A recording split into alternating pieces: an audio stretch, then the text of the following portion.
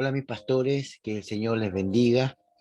Saludamos cariñosamente al pastor Luis Orellana y a la pastora Pascuala y a la vez también, ¿cierto?, a todos aquellos que se puedan ir uniendo, ¿cierto?, a este estudio del día de hoy que nos conlleva, ¿cierto?, y nos convoca a estudiar el libro de Lucas.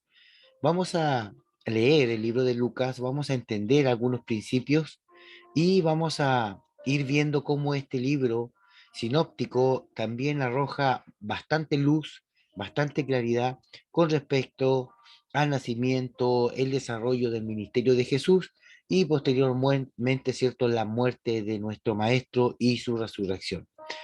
Bien, vamos a compartir la pantalla para poder comenzar nuestra clase del día de hoy y vamos a ir al libro de Lucas, que es el libro que vamos a estudiar el día de hoy. Bien, acá como usted puede ver en la pantalla, tenemos, cierto, el Evangelio del apóstol Lucas, que es el tercero evangelio y está considerado como uno de los libros más encantadores del mundo. Al igual que los otros evangelios, Lucas enseña la divinidad de Cristo, pero su manera de enfocar es diferente. Presenta a aquel que vino a buscar y a salvar a los que se había perdido. En Lucas 19:10 se observa que en este evangelio a Jesús se revela a sí mismo como el Salvador y el Hijo Todopoderoso de Dios. Ningún otro evangelio presenta tan comprensivamente la historia de Jesús, en ningún otro brilla más la delicadeza del amor de Dios por los pobres pecadores que en el libro de Lucas. Y eso es muy importante que detallemos porque el libro de Lucas es un libro muy completo, muy acabado, no obvia detalles, sino que va, cierto, como dice su encabezado. En el libro de Lucas, en el capítulo 1, dice lo siguiente. Lucas capítulo 1, del verso 1 en adelante, dice, puesto que ya muchos han tratado de poner en orden la historia de las cosas que entre nosotros han sido ciertísimas, tal como nos lo enseñaron los que desde el principio lo vieron con sus ojos y fueron ministros de la palabra. Aquí está diciendo Lucas de que él no vio a Jesús con sus ojos, pero sí tiene testimonio, evidencia de aquellos que sí lo vieron, en este caso como Pedro, ¿cierto? Y sus discípulos. Dice, y me ha parecido también a mí, después de haber investigado con diligencia todas las cosas desde su origen, escribiéndolas por orden, oh excelentísimo Teófilo, para que, para que conozcas bien la verdad de las cosas en las cuales han sido instruidos. Y aquí vemos, ¿cierto?, cómo el libro de Lucas, en su primer capítulo y los primeros versículos, él se encarga de detallar claramente de que él va a poner en orden todas las cosas que se han oído, que se han enseñado, ¿cierto?, a través del maestro y también a través de los testimonios de los apóstoles, ¿cierto? Y todos aquellos que tuvieron el contacto con el Señor Jesús. Por lo tanto, el libro de Lucas es un libro muy completo, sin apuros, no como el libro de Marcos, y tampoco, ¿cierto?, se enreda mucho en las cosas judaicas como es el libro de Mateo, que introduce al rey Jesús, al rey de los judíos, como cumpliendo las profecías del Antiguo Testamento. Lucas, por el contrario, habla en un lenguaje sencillo, romántico, coloquial, hermoso, elegante. Recordemos que Lucas era de buena posición económica, él era médico, investigador, y un hombre muy delicado, conforme, ¿cierto?, a todo lo que tiene que ver con la escritura. Él se preocupó de ver detalle por detalle, ¿cierto?, antes de poder poner todas las cosas en orden. Dice en el capítulo 1 y en los primeros versículos que muchos han querido poner las cosas en orden, pero no han podido. Y él, ¿cierto?, a través de su escrito, intenta de dejar plasmado lo más prácticamente, sencillamente y hermosamente posible el relato de Cristo. Y aquí nosotros vamos a encontrar una joya y unas gemas maravillosas, porque Lucas nos muestra detalles que Mateo no los muestra y Marco no los muestra. Por lo tanto, Lucas es una obra única, ya que no vamos a encontrar en Marcos ni en Mateo, y por lo tanto es un libro el cual nosotros debemos ponerle mucho cuidado porque tiene mucha enseñanza profunda, como vamos a ver a continuación. Dice el texto: esta obra se caracteriza por la belleza de su estilo. Estoy leyendo acá donde aparece cierto con celeste. Esta obra se caracteriza por la belleza de su estilo y por el calor y sentimiento de sus narraciones, que nos brinda un maravilloso retrato del Maestro. Contiene varios relatos relacionados con el nacimiento de Jesús y un buen número de parábolas que solo se encuentra en este. Su plan general sigue las líneas generales de Marcos, aunque con algunas transposiciones y omisiones. El autor, la paternidad literaria, ¿cierto? Sabemos que es de Lucas y que Lucas no fue el discípulo directo de Jesús, pero sí de Pablo y también conocía a Pedro. Lucas tiene la distinción de haber sido el único autor del Nuevo Testamento que no era judío, era médico de profesión, Colosenses 4:14, y parece haber pertenecido a la alta esfera de la sociedad. Sus escritos revelan la posición de una gran capacidad intelectual y literaria. Emplea un vocabulario rico y variado que indica una esmerada educación en las escuelas griegas y un amplio conocimiento de la literatura de aquel entonces.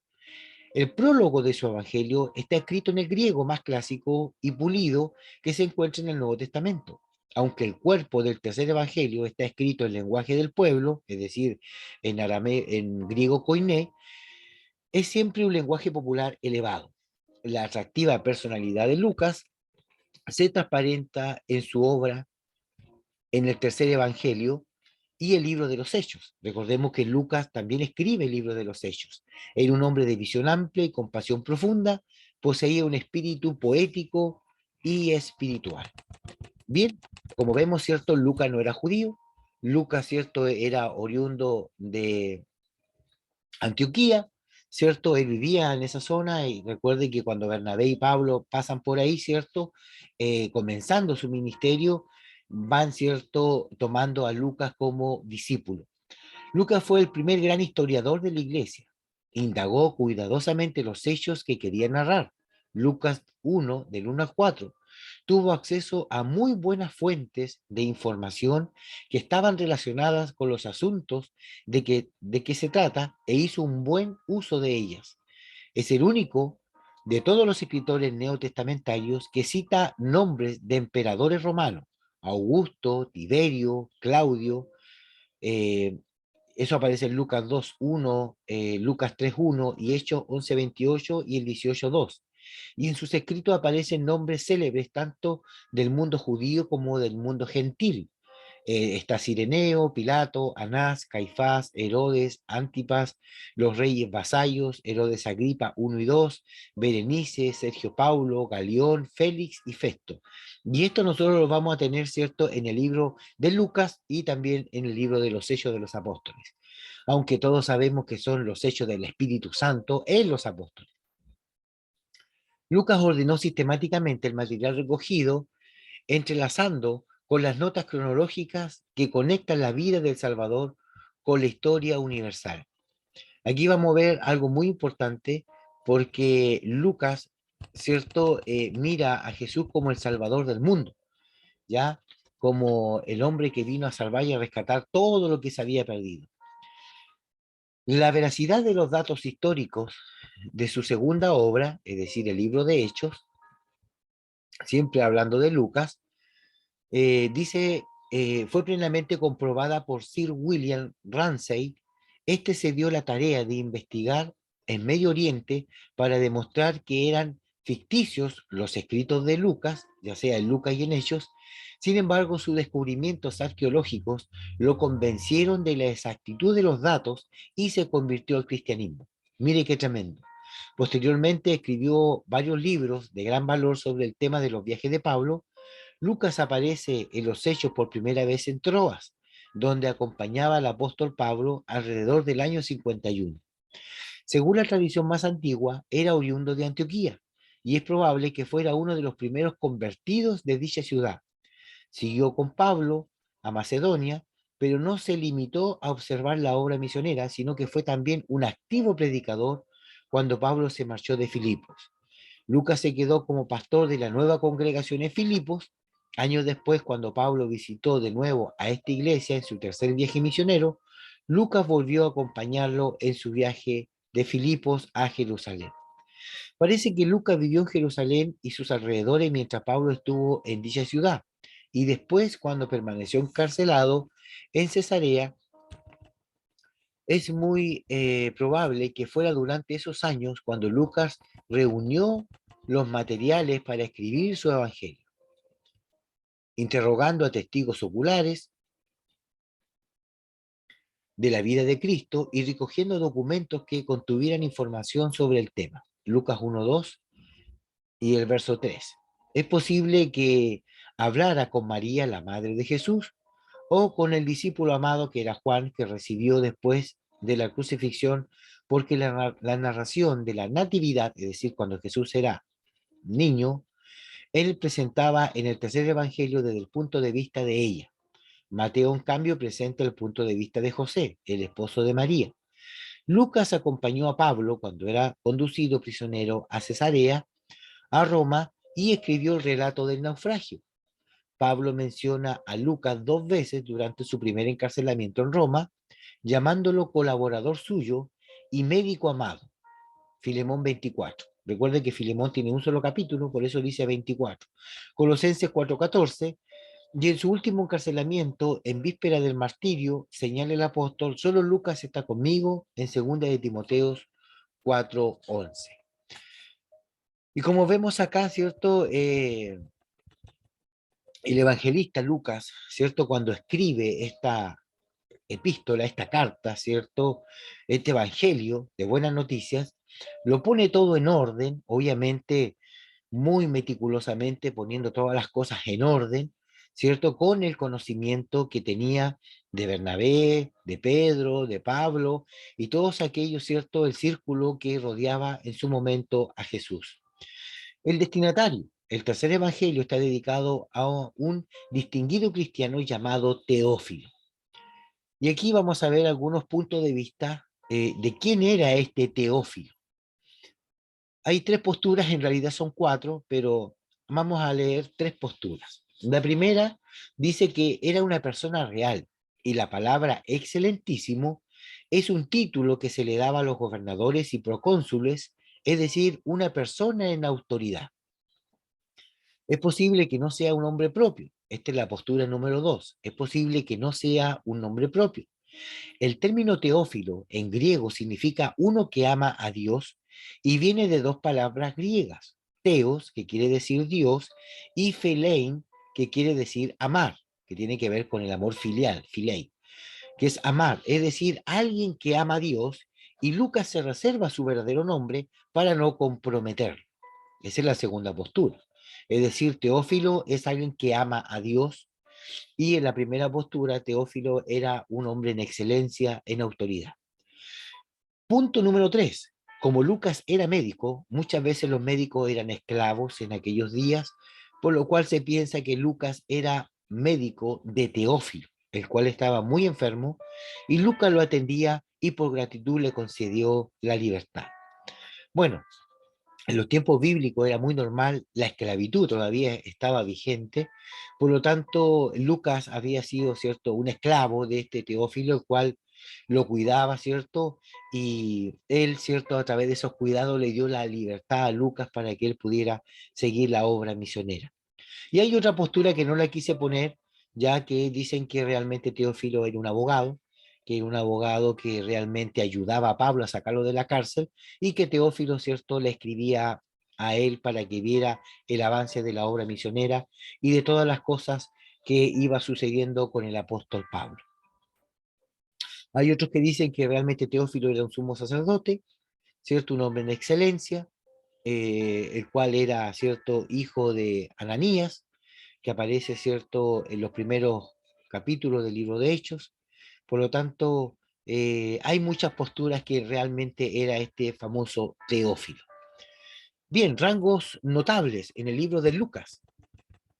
Es el Evangelio universal. Lucas no insiste tanto en el reino como el primer evangelio, tampoco presenta a la persona del Mesías desde el punto de vista de los judíos.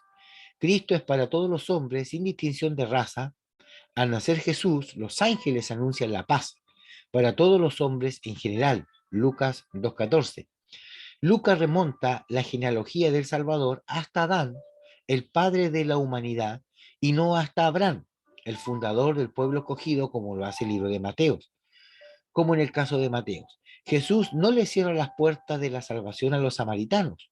Cuando los discípulos le piden permiso para hacer caer fuego del cielo sobre los samaritanos que le han negado albergue, los reprende diciendo que Él ha venido para salvar a los hombres y no para destruirlos.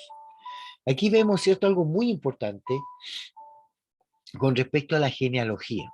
Muchas veces nosotros nos podemos preguntar qué función cumplen las genealogías en el caso de Lucas y en el caso de Mateo. Las genealogías están hechas para comprobar, las genealogías están hechas para comprobar, ¿cierto? Eh, la base trivial, es decir, de las tribus, porque en el pueblo de Israel todos tenían que venir de una tribu, ya de las 12 tribus de Israel, todos tenían que venir de ahí. Por lo tanto, si Jesús venía de la tribu, en este caso de Leví o de la tribu de Judá, tenía que él presentar la genealogía, ¿cierto? Para poder ratificar que él es el hijo de David y que él es hijo de Abraham y hijo de la promesa. Por eso que el libro de Mateos, su genealogía tiene que ver con el linaje hasta Abraham. Pero en el libro de Lucas, la genealogía llega hasta Adán, hasta el primer hombre, ¿cierto? Creado, representando la salvación, que Adán viene a salvar a toda la humanidad y no solamente un pueblo judío, como lo hace el libro de Mateo. Solo Lucas narra la parábola del buen samaritano, y aquí hay varias cosas que vamos a ir viendo que son bastante interesantes. Solo Lucas narra la parábola del buen samaritano, la historia del rico y Lázaro, y menciona que el leproso agradecido era samaritano. Esos tres puntos son muy importantes porque realmente usted sabe que judío y samaritano no se podían ver. Había una riña constante, pero como Lucas muestra a Jesús, a Cristo como el Salvador de la humanidad, no importando la etnia, no importando si era samaritano, si era griego, si era romano, sino que todos tienen cabida, todos tienen salvación para el escritor Lucas. El buen samaritano es una historia muy bonita porque realmente enseña una verdad profunda que tiene que ver con, cierto, el trabajo que nosotros debemos hacer evangelístico. Si bien es cierto en la historia del buen samaritano, el sacerdote tenía que haber hecho algo. El levita que pasó también tenía que haber hecho algo, pero no hicieron nada. Y un samaritano, dice, fue movido a misericordia, un hombre que no era ni judío ni griego, era una mezcla, que prácticamente somos nosotros, ¿cierto? Y se fue movido a misericordia y pagó, ¿cierto? Para que se le salvara la vida a este hombre que había caído en desgracia. Y a través de eso, ¿cierto? Se muestra a Cristo también como el buen samaritano. Y nosotros también somos hombres y mujeres samaritanos que somos usados por el Señor para curar, para sanar las heridas de aquellos que están atormentados por el enemigo también. Ahora, la historia del rico y Lázaro en Lucas 16 es el único texto que aparece en el Nuevo Testamento que explica y que enseña verdades espirituales profundas. Porque en el Antiguo Testamento todos los muertos se iban al Hades, ¿cierto? O al Seol, que era el lugar de los muertos, y de ahí nada más se sabía de ellos. Incluso el libro del Antiguo Testamento dice, el que está muerto nada sabe. Ya el que está muerto está durmiendo. El que está muerto está un poco más que inconsciente, no se sabe nada. Pero a través de esta historia del rico y Lázaro, porque no es una parábola, es una historia real, y muchos han discutido hasta el día de hoy si es una parábola o no, pero la Biblia y los traductores de ella también y las editoriales le sacaron al texto la palabra parábola de el rico y Lázaro. Ya no es la parábola, sino se pone el rico y Lázaro como una historia verídica y real. Una, porque tiene nombres reales. Las parábolas no tienen nombres reales. Dice, un sembrador salió a sembrar. ¿ya? Un juez hizo esto, no hay nombres, son enseñanzas generales, pero cuando hay nombres propios como Lázaro, como el rico, ¿cierto? No podemos considerarla como parábolas. Por lo tanto, la historia del rico y Lázaro es una historia real y fidedigna. Y en esta historia real, nosotros vemos, ¿cierto?, la diferencia que hay cuando una persona muere, si es buena o si es mala. En este caso, Lázaro murió y era el bueno, ¿ya? Y el rico era el arrogante, el petulante, ¿cierto? El humillante, era el malo, representado en la escritura. Ambos murieron. Y dice la escritura de que ambos fueron a las profundidades de la tierra y en el seno de Abraham, ¿cierto? Estaba uno arriba y el otro estaba abajo.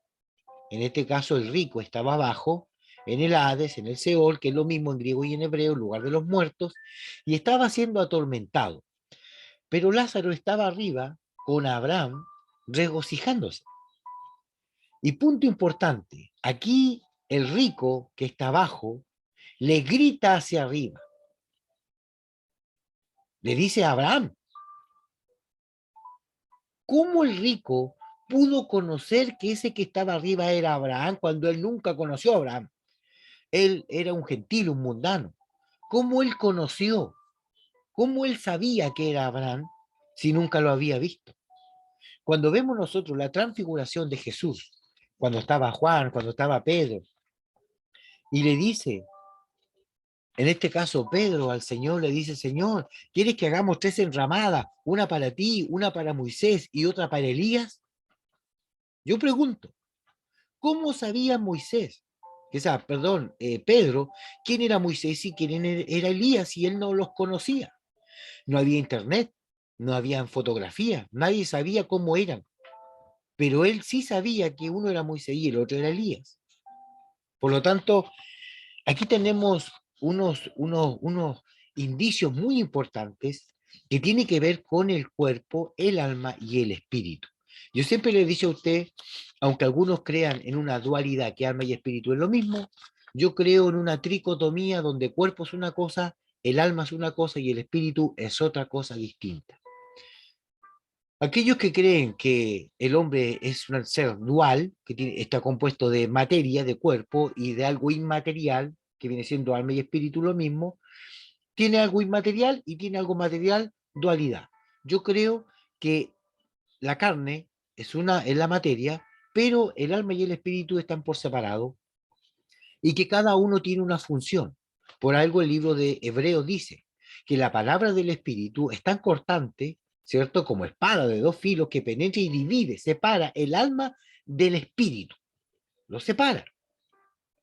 Primera de Tesalonicenses 5:23 dice, todo vuestro ser, o sea, todo el ser humano, espíritu, alma y cuerpo. Claro, si yo quiero separar lo espiritual de lo carnal, voy a tener una dualidad. Pero la Biblia a mí me enseña y me habla de tres cosas. Por lo tanto, yo no voy a entrar en discusión, pero sí yo creo que alma y espíritu son distintos. El alma tiene que ver con el raciocinio, con las emociones, con el carácter, con las cosas humanas que nosotros tenemos. Y el espíritu tiene que ver con la intuición, tiene que ver, ¿cierto? En este caso, con la revelación, tiene que ver con cosas espirituales. Entonces, cuando nosotros vemos que estos muertos pueden entender quién es quién, ya sea en el paraíso o en el seno de Abraham o donde sea, es porque hay una intuición. En el espíritu nosotros tenemos una intuición y esa intuición es una herramienta dada por el espíritu, no por el alma. Entonces, ellos se pueden dar cuenta quién es quién. Voy a ir un poco más preciso, en este caso al libro de Lucas, y Lucas capítulo 19 dice lo siguiente. Eh, Lucas 19,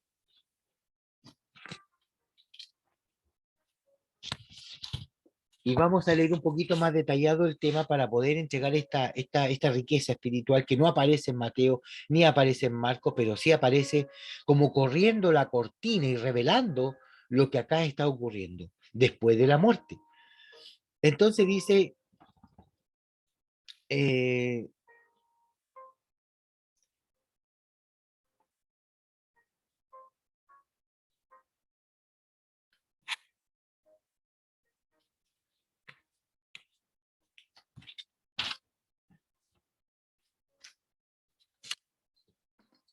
Lucas capítulo 16, que tiene que ver con el rico y Lázaro, del verso 19 en adelante, pero no vamos a leer del 19, sino que vamos a ir saltando algunos versículos.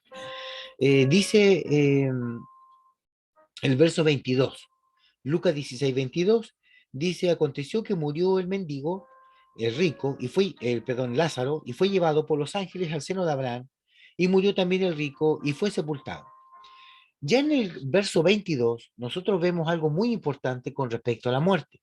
Primero, que cuando uno muere, uno no sabe el camino, ya uno no sabe el camino para ir donde tiene que ir. Por ejemplo, si usted es hijo de Dios y usted se va a morir, ya, usted no sabe llegar al paraíso. Usted no sabe llegar ahí al cielo, al tercer cielo, donde está el Señor. Por lo tanto, se envían ángeles.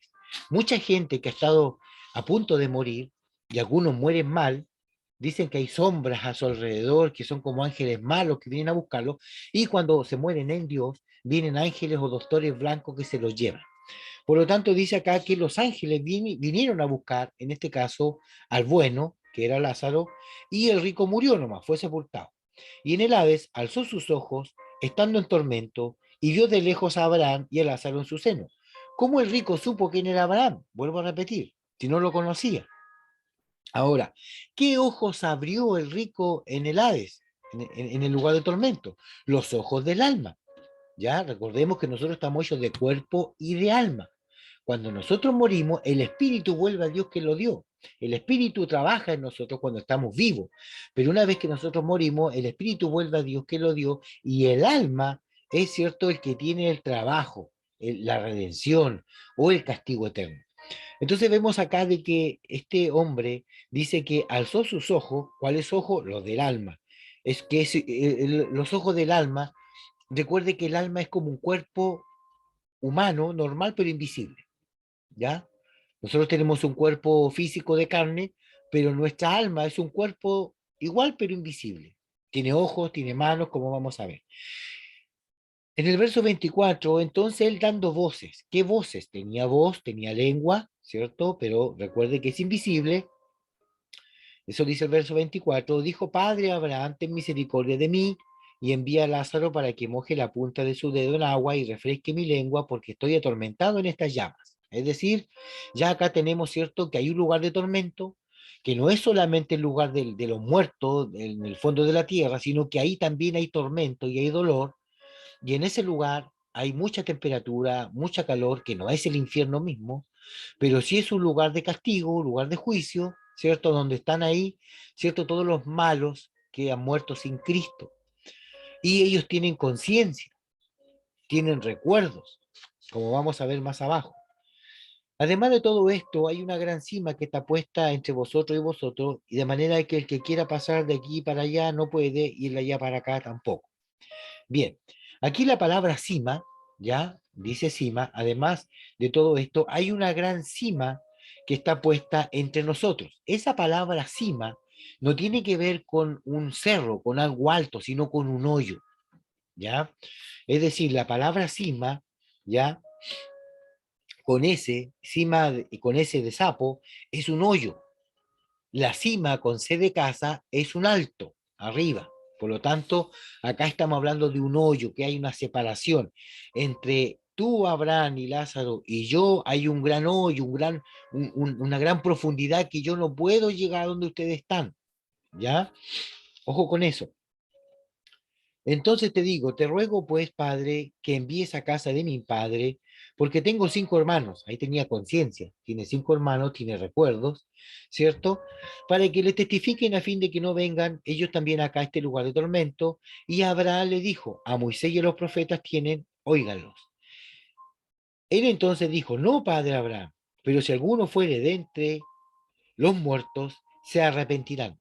Mas Abraham le dijo, si no oyen a Moisés y a los profetas, tampoco se persuadirán, aunque alguno se levante de los muertos. Entonces acá vemos cómo, ¿cierto?, este mundano, este rico, gentil, le estaba haciendo una petición a padre Abraham de que enviara, ¿cierto?, a su familia, porque tenía recuerdos, tenía memoria, ¿cierto? Para que ellos no fueran a ese lugar de tormento. Y él le dijo a Moisés y a los profetas tienen, queriendo decir a la iglesia hoy día tienen, a los hermanos de la iglesia, a los pastores de la iglesia, óiganlos a ellos porque ellos les van a predicar para que ustedes no vengan acá. Y si no entiendan de esa forma, bueno, hay dos caminos, nada más que eso. ¿Ya?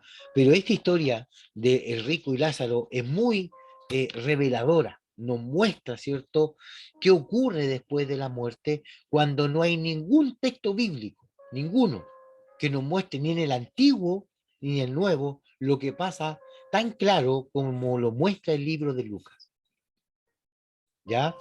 Nosotros podemos ver en el Antiguo Testamento, ¿cierto? Cuando en este caso Samuel, ¿cierto? Muere y aparece la divina Dendó, la bruja, y lo hace aparecer. Podemos ver, ¿cierto? Cuando el alma y el espíritu de Rebeca sale, ¿cierto? De su cuerpo cuando muere. Y así, pero no hay ningún texto tan revelador como lo que hace Lucas. Esto demuestra que Lucas, ¿cierto? Sí se preocupó detalladamente de poder explicar. Ahora, ¿de dónde sacó Lucas esta información? Para poder, ¿cierto?, plasmarla en estas hojas de la escritura y mostrarnos y corrernos el velo para ver más allá qué es lo que hay después de la muerte, cuando la Biblia entera guardaba un silencio novedoso, maravilloso, porque esto a nosotros nos trae consuelo, nos trae paz, nos trae regocijo, nos trae esperanza. Hoy día sabemos nosotros que el seno de Abraham está cerrado y el Hades ensanchó su puerta porque ocupó el espacio que tenía el seno de Abraham para hallar más gente mala al Hades, al Seol. Porque hoy día cuando nosotros morimos automáticamente nos vamos al paraíso a dar nuestra cuenta en el tribunal y a esperar, ¿cierto?, que Dios haga lo que tenga que hacer con esta tierra para poder, ¿cierto?, después reinar con él por 1000 años. Así que realmente estos textos de Lucas son muy maravillosos. Ahora, cuando nosotros hablamos de la historia del leproso, de los 10 leprosos que fueron sanados, Lucas se preocupa de poder detallar, ¿cierto? Al final del texto dice, y el que volvió era samaritano. Entonces, ese detalle es muy importante porque si Lucas está hablando de que Cristo vino a salvar el mundo en general, no se le puede escapar nadie, ni un griego, ni un judío, ni un gentil, ni un samaritano, sino que todos llegan a esta salvación tan grande. Ahora, así nosotros vamos a seguir viendo algunos textos que nos van a ir revelando cosas maravillosas con respecto al libro de Lucas. De igual manera, se refiere a la forma favorable en que Jesús mira a los gentiles, como cuando elogia al centurión por su gran fe, cuando afirma, porque vendrán del oriente y del occidente, del norte y del sur, y se sentarán a la mesa en el reino de Dios. Es evidente que Lucas quiere resaltar la solicitud de Dios para todas las personas, es decir, el evangelio que escribe Lucas es un evangelio general, es un evangelio para todos, no es solamente para los judíos, no, es un evangelio a nivel global. Es el evangelio de la oración y la alabanza. El tercer evangelio comienza con una escena en el templo a la hora del incienso, cuando los israelitas piadosos solían orar y alabar a Dios. Al nacer Jesús, los ángeles cantan alabanzas a Dios. Lucas emplea la más alta expresión, alabando a Dios. Con todo el resto del Nuevo Testamento, esta alabanza llega a su punto cúlmine en sus tres grandes cánticos.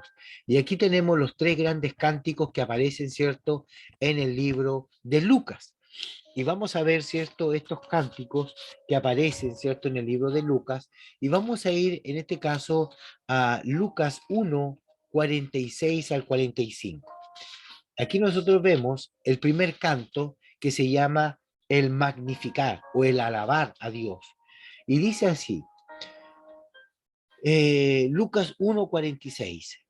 Dice, entonces María dijo, engrandece mi alma al Señor, y mi espíritu se regocija en Dios mi Salvador, porque ha mirado la bajeza de su sierva, pues he aquí, desde ahora me dirán bienaventurada todas las generaciones, porque me ha hecho grandes cosas el Todopoderoso.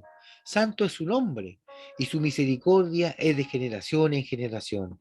Y los que le temen hizo proezas con sus brazos, esparció a los soberbios en pensamiento y en sus corazones. Quitó de los tronos a los poderosos y exaltó a los humildes. Y los hambrientos colmó los bienes y los ricos envía vacíos. Socorrió a Israel, su siervo, acordándose de la misericordia de la cual habló a nuestros padres para con Abraham y su descendencia para siempre. Y se quedó María con ellos como 3 meses después y volvió a su casa. Vemos acá, ¿cierto?, cómo María, la madre de Jesús, alaba al Señor, dice, mi alma te alaba, que significa el magnificar, que es el primer canto que aparece en el libro de Lucas. El segundo canto, ¿cierto?, es el bendito seas, ¿cierto?, que también aparece en el libro de Lucas, ¿ya?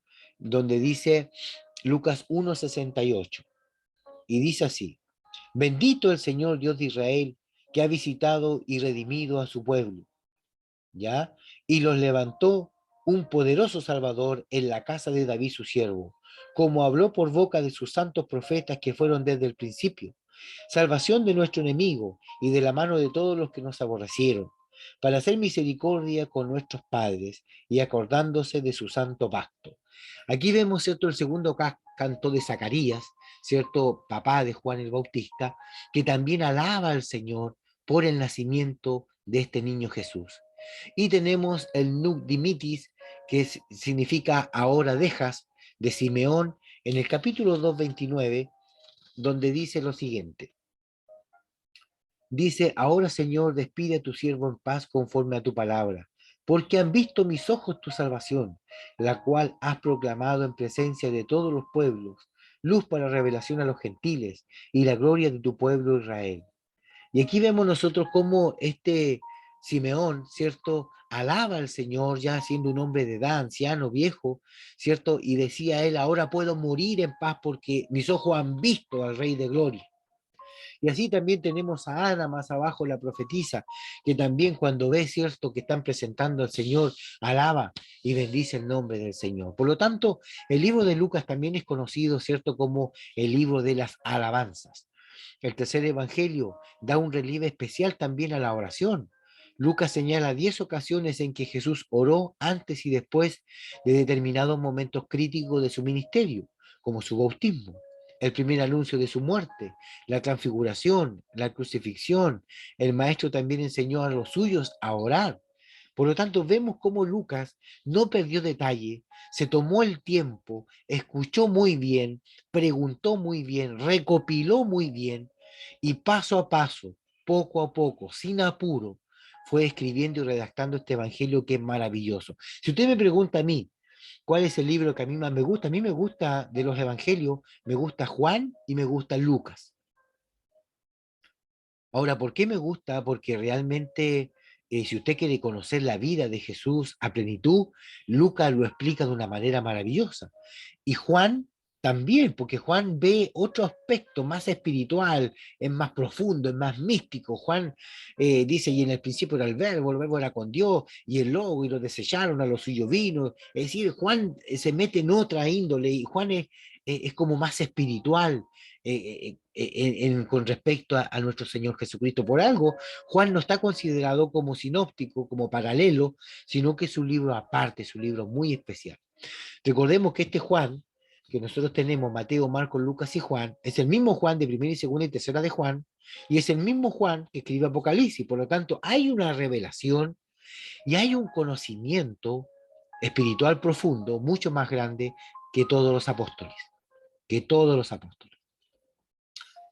Muy bien, entonces vemos acá que este es el evangelio de los pobres, de los desdichados, de los menospreciados por la sociedad.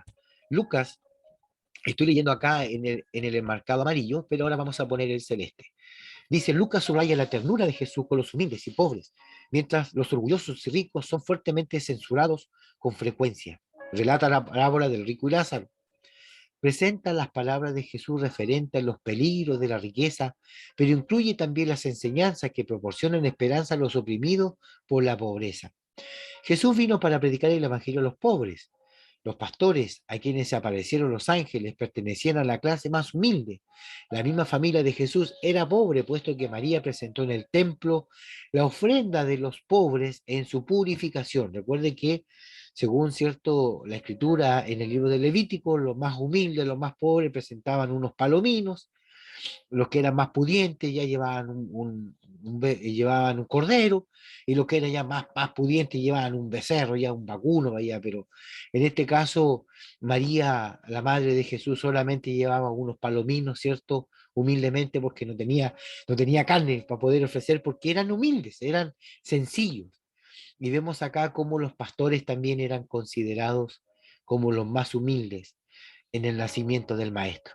Ahora, cuando nosotros vemos la diferencia de nacimiento, ¿cierto? De Jesús en Mateo con la pompa, ¿cierto? Con los reyes magos, eh, con los inciensos, los presentes, los perfumes, el oro, a diferencia de Lucas, ¿cierto? Que no aparece ningún mago en ninguna parte, sino que aparecen los pastores y los ángeles y rodeados de animales, muy humildes.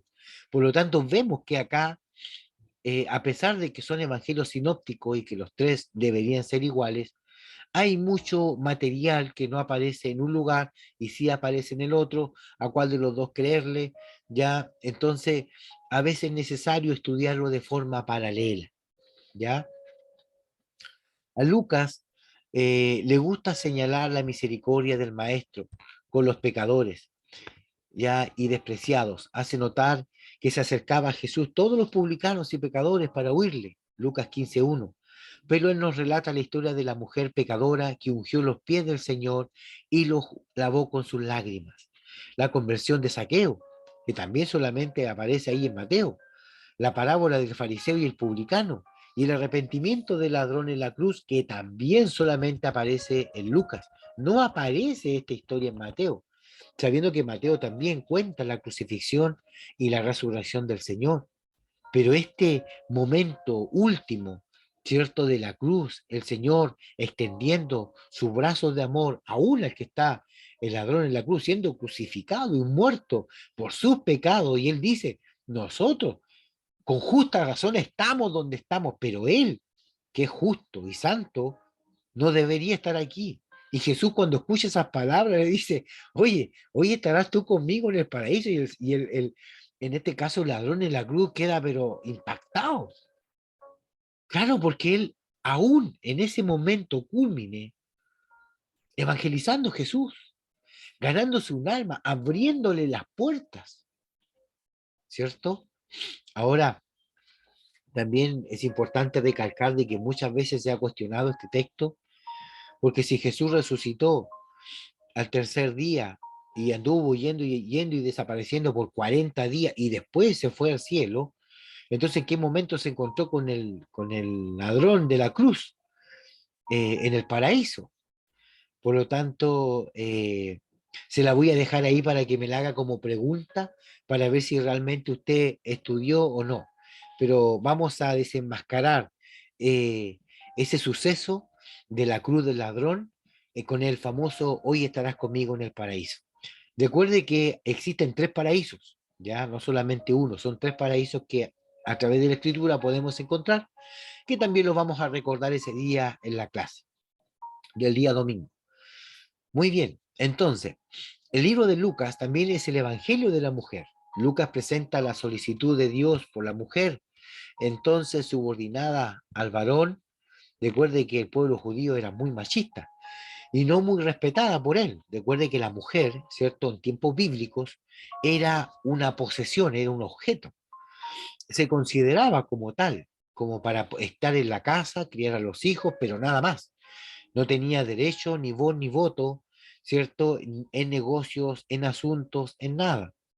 Por lo tanto, cuando un judío se casaba, él pagaba una dote a su suegro como comprando a la mujer. Por eso que ellos después también las podían vender y despedirla, porque la mujer era como un bien, como una propiedad.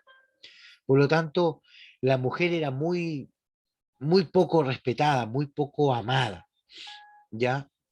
Pero Jesús viene a poner realce, Jesús viene a proteger a la mujer, a cuidar a la mujer, a levantar a la mujer, y vemos acá cómo él lo hace. Dice, en sus relatos sobre el nacimiento de Jesús, Lucas habla de María, la madre de Jesús, de Elizabeth y de Ana. Después describe vívidamente a la hermana Marta y María de Lázaro, y a la viuda de Naín, y a María Magdalena. Es decir, vemos muchas mujeres en el ministerio de Jesús teniendo cabida, dándole espacio, y tanto es así, cierto, que hasta el día de hoy muchos creen que María Magdalena era la amante de Jesús y que por ahí nació un hijo. Entonces, el tema de el apoyo a las mujeres en el caminar de nuestro maestro es muy notable porque la mujer no era considerada para nada. Jesús vino a darle el empuje, el realce, y es más, dice después el apóstol, para Dios no hay judío, ni griego, ni hombre, ni mujer, todos son iguales para el Señor. Así que bendiciones para nuestro Señor Jesucristo por darle ese auge, ese punch a las mujeres. Y hoy en día hay muchas iglesias que también han querido opacar. Ya no se le respeta a la pastora como pastora, sino que solamente una diaconisa y una hermana, pero sabiendo que la Biblia es clara cuando dice, ¿cierto? En el libro de Génesis 29:9, que Raquel, ¿cierto? Era la pastora de su padre Labán. Era la pastora que guiaba las ovejas, ¿ya? Ahora, David también era pastor de ovejas. Después David vino a ser rey del pueblo de Israel, pero él era un pastor de ovejas como también era, en este caso, Rebeca, ya que era pastora de ovejas, ¿cierto? Y era considerada como pastora. Entonces, yo ante eso tengo mi recato, ¿ya? Yo no soy quien para poder decir quién es quién, pero así como el pastor merece su respeto, yo encuentro que su esposa también merece el respeto, ya sea como hermana, como diaconisa, como pastora, como colaboradora, como quiera que usted le llama, ya, pero si no fuera por esa mujer, a lo mejor ese pastor no estaría donde estaría. Ojo con eso, ya. Recordemos que Dios siempre ha querido llevar a los hombres, ¿cierto? Como cabeza de hogar, lo dice la Escritura.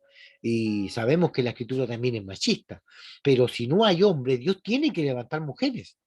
Porque cada vez que una mujer se levantó es porque no habían hombres. Cuando nosotros vemos a Débora que se levanta, ¿cierto? Como profetisa y como gran guerrera en el libro de los jueces, era porque no habían hombres. Entonces, cuando no hay hombres dispuestos, cuando no hay hombres en la brecha que estén trabajando en santidad, que busquen al Señor y que puedan estar dispuestos, Dios tiene que proveer de alguien. Y ese alguien son ustedes, las mujeres. Así que Dios las bendiga. Bien, el libro de Lucas es el evangelio que se interesa en los niños. Los ejemplos más obvios se encuentran en los relatos sobre la infancia de Jesús y de Juan el Bautista. Mateo nos habla también acerca del nacimiento del Señor y solo él escribe la visita de los magos. Pero es Lucas que narra las circunstancias del nacimiento de Juan el Bautista y un episodio de la niñez de Jesús. Es decir, vemos acá, ¿cierto?, la diferencia entre Mateo y Lucas. Uno habla de los magos y el otro habla de los ángeles. Bien, el Evangelio de Lucas también se reconoce porque es el Evangelio del Espíritu Santo. En este Evangelio se menciona más al Espíritu Santo que los dos anteriores, es decir, Mateo y Marcos. Juntos ocupan un puesto de primer plano desde el principio. Así se profetiza que Juan el Bautista será lleno del Espíritu Santo, su nacimiento, ese es Lucas 1:15, Zacarías, María, Elizabeth y Simeón hablan llenos del Espíritu, Jesús es engendrado por el Espíritu, ungido por el Espíritu y aún llevado por el Espíritu al desierto para ser tentado. Todo su ministerio se realiza por el poder y bajo la guianza del Espíritu. Finalmente, promete enviar a sus discípulos ya la promesa del Padre, el vínculo que une al tercer evangelio con el libro de Hechos, que tiene que ver con el derramamiento del Espíritu Santo.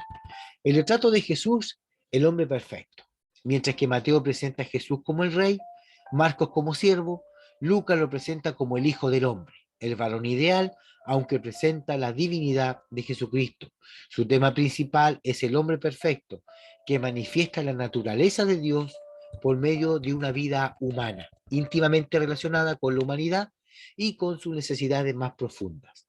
En el Evangelio de Lucas se observa una combinación de cualidades que hacen de Jesús el hombre perfecto, sumisión absoluta al Padre, la sumisión, el sometimiento absoluto, la compasión tierna e ilimitada por los desdichados y pecadores, resolución intrépida, valentía, fe inquebrantable, paciencia y humildad. Era un hombre que dependía totalmente de la ayuda del Espíritu y mantenía una comunión ininterrumpida con el Padre. Como miembro de la raza humana, aceptó la amarga copa de la cruz y se convirtió en el Salvador del mundo. Así es como los tres evangelios sinópticos presentan las distintas facetas de aquel que es a la vez el Hijo de Dios y el Hijo del Hombre. Entonces vemos acá, ¿cierto?, cómo los distintos libros, ¿cierto?, tienen un foco distinto. Mateo, ¿cierto?, mira a Jesús como el Rey, lo presenta, ¿cierto?, como cumplimiento de las profecías pasadas. Marcos lo muestra como siervo, ¿cierto? Y en este caso Lucas como el Hijo del Hombre que vino a salvar y a rescatar lo que se había perdido. Bien, sé que a lo mejor hay muchas preguntas y consultas que ustedes pueden hacer, ¿cierto?, en su momento, pero el poder leer el libro de Lucas, verso por verso, capítulo por capítulo, sería como quitarle un poco el trabajo que usted como pastor y yo tenemos de leer nuestra Biblia. Yo creo que cuando nosotros hacemos una lectura panorámica como la que hemos hecho del libro de Lucas, de Marcos y de Mateo, podemos encontrar una riqueza diferente, ya que están leyendo capítulo por capítulo, ¿cierto? Ir explicando un poco, ¿cierto?, cómo son los sucesos que ocurren en la escritura. Yo creo que nosotros como predicadores también que somos, nuestro deber también es leer. Por lo tanto, la materia que se está entregando acá es una materia que sirve para poder nutrir nuestra predicación, fortalecer en este caso con una mirada de ojo de águila de arriba, del cielo, mirando hacia abajo, ¿cierto?, estos tres evangelios sinópticos. Ya con la clase que viene, que tiene que ver con la fuente Q, vamos a quedar un poquitito más claro con respecto a estos evangelios sinópticos, por qué hay tres y no hay uno solo, ¿cierto? Y el trabajo de redacción que tuvieron, ¿cierto?, cada uno de estos tres evangelios. Para mí es una gran bendición poder estar compartiendo con ustedes y agradezco a Dios, ¿cierto?, la oportunidad que me da de poder compartir la palabra y que podamos ser todos edificados y todos bendecidos también por ella. Yo sé que usted como pastor también tiene mucho que entregar y mucho que compartir y yo a lo mejor tengo mucho que aprender también de usted. Por lo tanto, yo agradezco esta oportunidad que me dan de poder ser, ¿cierto?, aquel que expone estos temas y pueda ser de gran bendición para su vida. Que todo sea para la gloria y para la honra del Señor y para nosotros, ¿cierto?, cada día poder humillarnos y servir de mejor manera, prepararnos bíblicamente para poder, ¿cierto?, presentar defensa, apología de nuestra fe y de lo que creemos. Así que el Señor los bendiga. Espero que puedan ver este video, leer la materia, puedan adjuntarlo a lo que ustedes ya tienen como conocimiento de los evangelios y pueda ser de una gran bendición para ustedes. Yo hasta aquí me despido, no voy a agregar nada más, solamente esperar las preguntas que ustedes tengan para el día domingo y que tengan una hermosa semana. Que el Señor los bendiga y nos vemos. Shalom. Bendiciones.